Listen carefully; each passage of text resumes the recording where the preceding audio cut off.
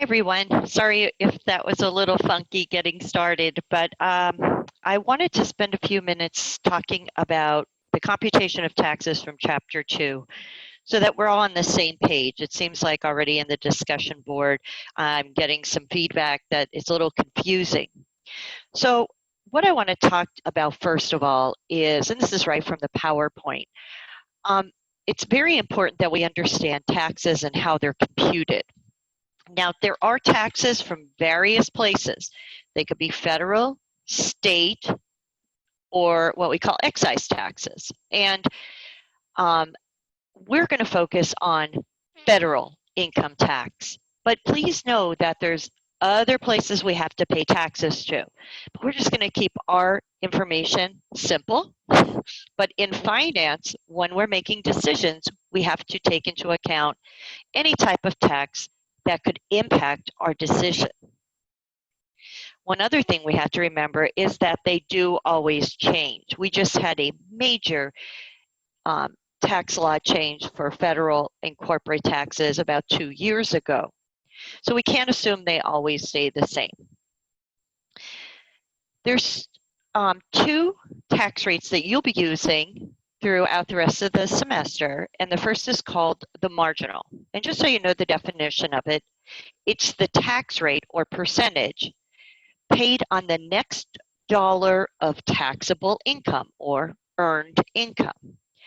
So we need to know that if we're trying to predict how much money we're going to make if we make $10,000 more dollars, well, we need to make sure we calculate the impact of taxes on that $10,000. We can't just say, we're going to make $10,000.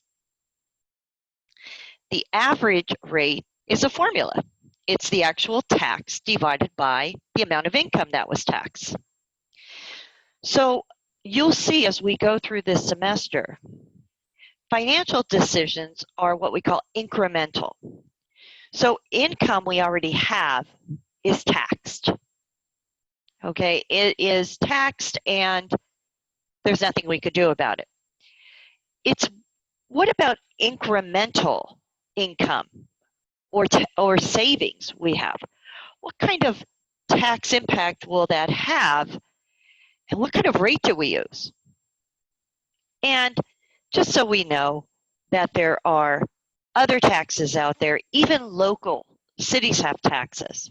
There's sales tax, there's income tax, there's excise tax. Okay, we're going to focus on income tax though for our discussion right now because it's a different type of computation. So let me go to the next slide. There we go. So let's do it with an example. Suppose you are not married and you own your own business. You're a sole proprietor and you earned and have taxable income of $150,000. Now, what's really important is that we need to have what's called a tax base, something to tax. And with income tax, it is taxable income. So we're going to show you how to compute income tax on taxable income for the federal tax. But then we're going to show you how to calculate an average tax rate on that money, a marginal tax rate, and then finally, what if you are considering a project that will increase your firm's income by another $10,500? How would you calculate the tax on just that $10,500? So let's take a look. Let's start with the income tax. I created a little table, and this jives with the table on page 25 of your book. And the tax table a person uses, and this is, remember, this is a sole proprietor. A sole proprietor pays individual income taxes even on their business income. Those tax tables will be different depending on if you're what we call married, filing joint, a head of household, or you're married filing separately, or you're single, you're unmarried. We're focused on one tax table here, the unmarried. Something else you need to remember is that this tax table, which is put out by the IRS each year, the Internal Revenue Service, and you could Google it to get any year's tax table, it changes each year because of cost of living adjustments. So this isn't, I'm not even sure, I think this is 2019's actually, if I'm remembering correctly. I could be wrong, okay? So this isn't even the 2020 tax years, or it could be 2018. We're just using it for demonstration purposes and to make you aware that when you're making these finance decisions, you've got to take these into account. So going back to our taxpayer, unmarried, has $150,000 of taxable income, and it is taxable income that is used to compute tax. No matter who you are, you could be the largest billionaire in the United States, or you can be Ldunn if she was unmarried. Any person who is unmarried in the United States, their taxable income between $0 and $9,700 is taxed at a 10% tax rate. So if your income, your taxable income falls in that range, all your income would be taxed at 10%. The next $9,700 to $39,475 is taxed at a tax rate of 12%. So if your income is above $39,475, like our taxpayer here, the difference between these two dollar amounts, the $9,700 and the $39,475, $29,775, is taxed at 12%. For a total tax on that range of income, $35,773.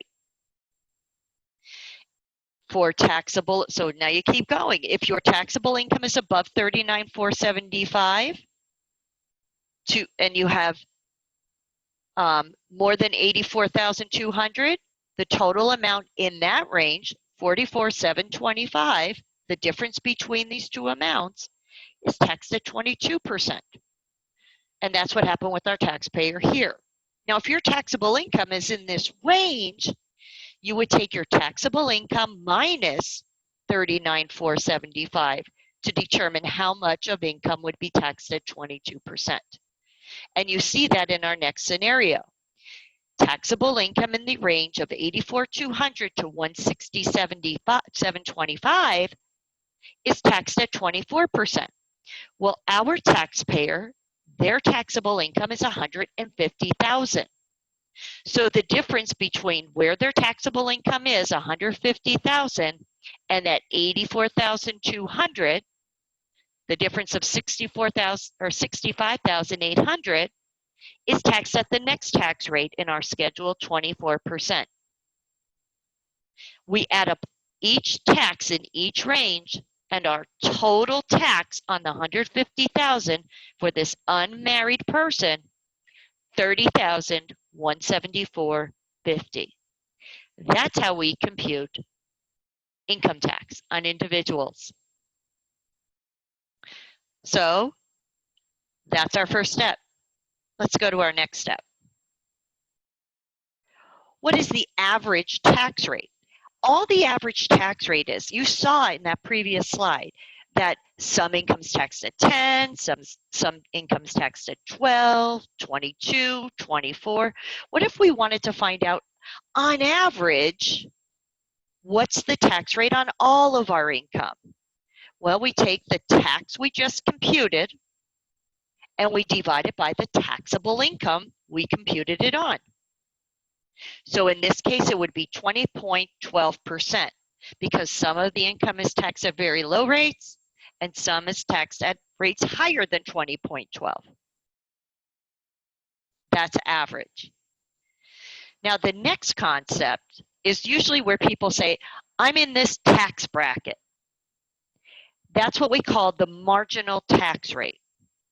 And it is the rate, the next dollar of taxable income, so if you had one more dollar of taxable income, what rate would it be taxed at?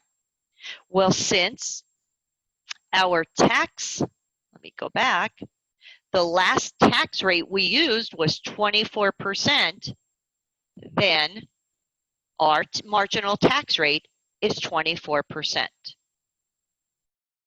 That's all marginal tax rate is. That's very important because the next question said, if you have another $10,500 of income, what tax rate would you use to calculate the tax? We'll take a look back here, and you have to be careful. We currently have $150,000. If we added that $10,500 to it, we would be at $160,500. So we would still be in the 24% tax bracket. We would be at $160,500. So all $10,500 would be taxed at the marginal tax rate. Whoops, didn't mean to do that. Go back. Okay, the marginal tax rate.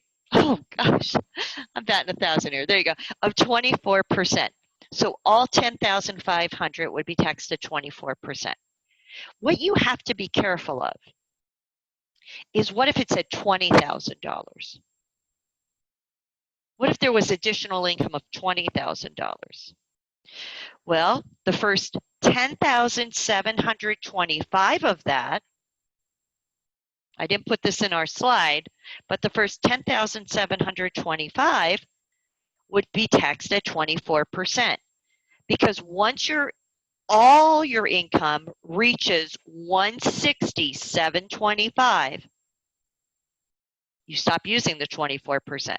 So the point to get it from 150 up to 167.25, which would be $10,725 of the 20, would be taxed at 25.74. The remaining $9,275 would be taxed at the next tax rate up, 32%. So be careful of that. If in your practice you see something, you want to make sure you remember, you just don't keep using the 24% tax bracket forever. If that additional income causes you to go to the next tax bracket, some of that additional income may be taxed at your current marginal tax rate and then push you into the next tax rate. So hopefully this helps you understand the computations better, and it makes a lot more sense to you. So please continue to post your questions on the discussion board.